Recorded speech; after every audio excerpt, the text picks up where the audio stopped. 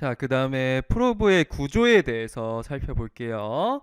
자, 구조는 크게 피부랑 닿는 부분부터 보면은 앞에서부터 결합층, 그리고 뒤에 앞전 물질, 그 뒤에 흡음층이란 걸로 크게 이루어져 있고요.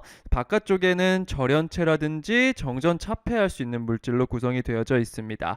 반드시 전류는 교류 전류를 사용을 하게 되고, 자, 하나씩 살펴보면 결합층이라는 애는 피부랑 닿는 부분이죠. 여기도 마찬가지로 음을 잘 전달할 수 있는 역할을 하게 돼요. 투과를 조금 더 좋게 만들어주는, 반사를 좀 적게 만드는, 음향 임피던스 차를 감소시키는 역할을 한다라고 보시면 되고, 적절한 두께의 임피던스 값은 닿는 부분이니까 피부랑 프로브 사이에 중간 정도 되는 임피던스 값을 갖는 물질을 쓴다라고 생각을 하시면 되고요. 자, 그 뒤에 앞전 물질은 어떤 역할을 하는 거냐? 말 그대로 에너지의 변환이 일어나는 곳이라고 생각을 하시면 됩니다. 발신을 할 때는 정기적인 에너지에서 음파 에너지로 바뀌게 되고, 반대로 돌아오는 초음파 에너지가 정기적인 에너지로 바뀌는 그 과정이 수신되는 과정이라고 보시면 되고요.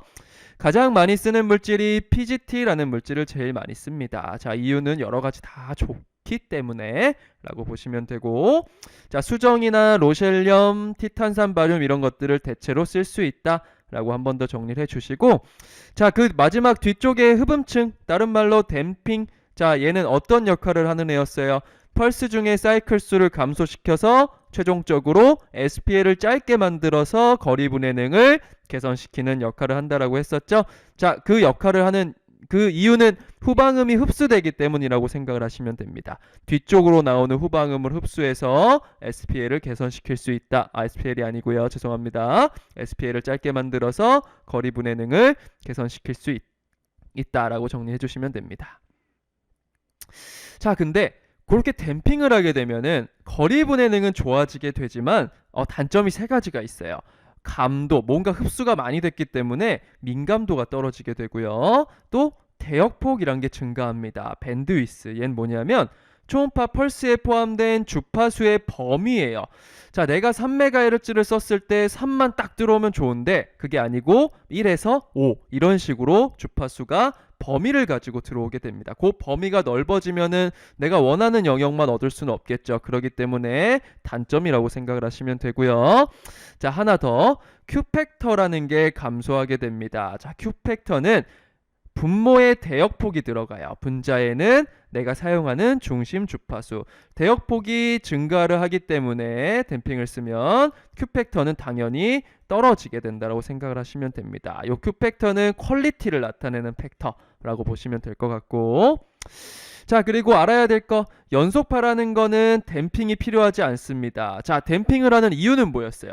댐핑을 하는 이유는 거리 분해능을 향상시키기 위해 사용을 하는데, 거리 분해능은 영상의 화질이죠. 영상의 공간 분해능. 영상을 만들지 않는 연속파는 댐핑이 필요하지가 않겠죠. 그죠? 단순히 댐핑을 하지 않고 Q팩터를 더 증가시킬 수 있는 그런 특징이 있다라고 보시면 되고요. 펄스파 같은 경우는 기본적으로 낮은 Q팩터. 자, 이유는 댐핑이 필요하겠죠. 거리 분해능을 어느 정도 갖고 있어야 되기 때문에 댐핑을 하게 되면 Q팩터가 낮아지게 된다. 대역폭은 증가하기 때문에 이렇게 생각을 하시면 됩니다.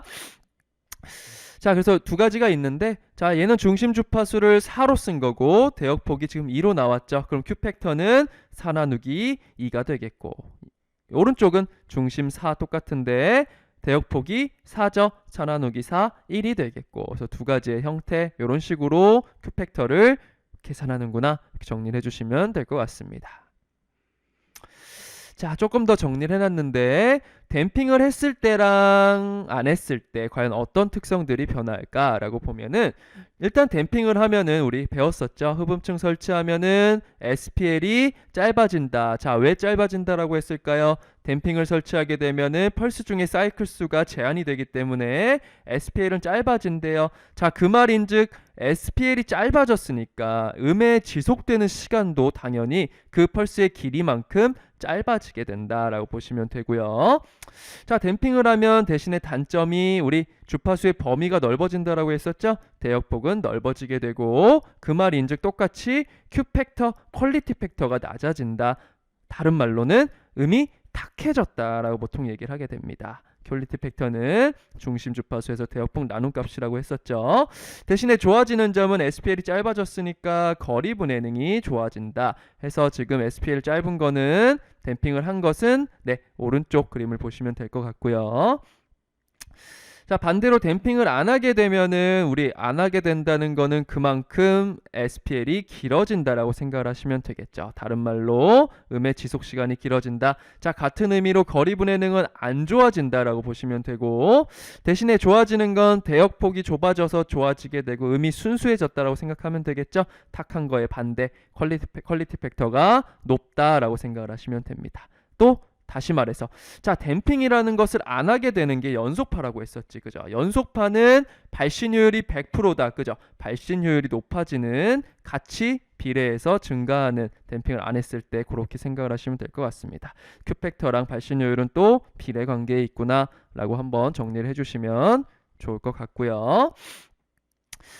자, 음파가 발생되는 어떤 그런 원리들에 대해서 좀 설명을 해놨습니다. 그래서 압전 효과라고 되어져 있는데 기본적인 프로브의 작동 원리는 압전 효과예요. 피에조 일렉트릭 이펙트라고 얘기하게 되고요.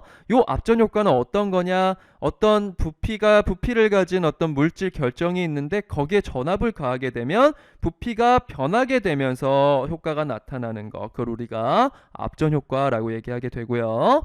그래서 시험 문제에는 압전 효과 찾는 문제. 프로브의 작동 원리의 기본적인 효과는 뭘까요? 압전 효과. 보시면 되고요.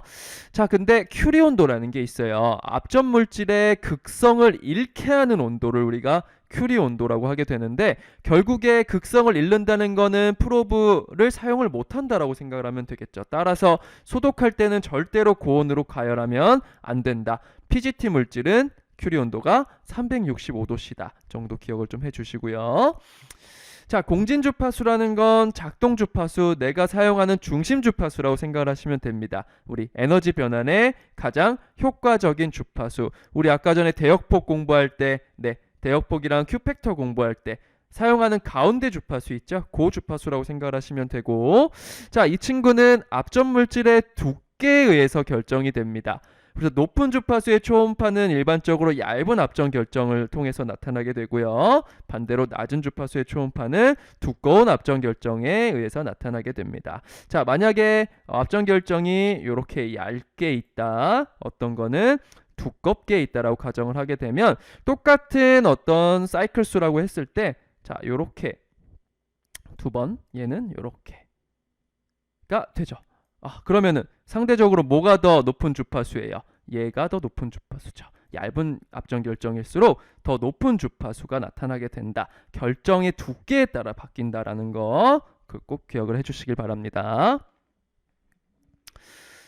자, 문제를 풀어봅시다. 프로브에 대한 설명 중 올바른 거 전기는 우리 교류 쓴다라고 했었고 형광물질 아니고 압전물질 사용한다라고 했었고 소독은 고온하면 안 된다라고 했었죠. 주파수는 프로브의 크기 아니고 직경, 후방음을 흡수하는 층을 흡음층이라고 한다. 정답 5번 쓰면 될 것 같고 자, 거리 분해능을 개선시킬 수 있는 방법 뭐가 있었을까요? 우리 SPL을 짧게 만드는 방법 첫 번째로 흡음층을 설치해서 펄스 중의 사이클 수를 제한시키는 거. 자, 두 번째는 뭐 있었어요? 주파수를 향상시키는 거. 정답은 1번 쓰면 되겠다. 그죠? 자, 얘는 2018년도 국가고시에 나왔던 거. 흡음층의 역할, 후방음 흡수, 거리 분해능 개선. 정답 쉽게 4번 쓰실 수 있을 것 같고 결합층의 역할 뭐였을까? 결합층에 대한 설명. 자, 결합층은 뭘까요? 뭐 하는 애예요? 네. 음을 조직 내로 효과적으로 전달해 줄 수 있는 역할을 한다고 했었다. 정답은 5번을 쓰면 될 것 같고요. 자, 적절한 두께 사용한다고 했었고, 그죠? 그 다음에 임피던스는 압전 물질의 임피던스가 아니고 압전 물질이 아니고 뭐예요? 피부와 프로브 사이의 임피던스라고 얘기를 했던 것 같고요. 네, 나머지 것들 한번 읽어보시고 정리를 하시길 바랍니다. 압전 물질 재료 PGT 많이 쓴다라고 했었죠? 네, 보시면 되고 댐핑 하면 거리 분해능 좋아진다 라고 얘기했었다. 프로브의 작동 원리 뭐였어요? 압전 효과라고 했었고, 큐리 온도는 압전 물질이 특성을 잃는 온도. 정답은 3번 쓰면 되겠습니다. 자, Q팩터가 높다. 일단 기본적으로 Q팩터가 높다라는 거는 순수한 의미다 라고 얘기를 했었고, 그죠? 그 다음에 낮다라는 거는 탁한 의미다 라고 얘기를 했었죠. 탁하다는 거는 그만큼 주파수의 대역폭이 넓어져서 들어온다. 즉 댐핑을 했을 때라고 생각을 하면 되겠죠. 그래서 정답은 몇 번을 쓰면 될까? 네, 하나하나 보시면 되는데 4번 쓰면 될 것 같아요. 낮은 Q팩터는 댐핑을 한 거, 댐핑을 했을 때 단점 중에 하나가 넓은 대역폭을 갖는다라고 했었죠. 그렇게 생각을 하시면 될 것 같고, 자, Q팩터가 커질수록 우리 아까 전에 뭐랑 관련이 있다라고 했어요? 발신 효율과 관련이 있다라고 했었죠. 정답은 2번 쓰시면 되고요. 프로브에 대한 설명 중 옳은 것은 뭘까? 우리 정답이 아까 전에랑 비슷한가요? 문제가? 다른가? 네, 어쨌든 정답은 다르네요. 정답은 요거 쓰면 되겠죠. 흡음층은 거리 분해능과 밀접한 관련이 있다라고 하시면 되고, 결합층과 관계가 있는 것 뭘까요? 결합층 임피던스 차이를 어떻게 감소시킨다라고 했었죠. 정답은 2번을 쓰시면 될 것 같습니다.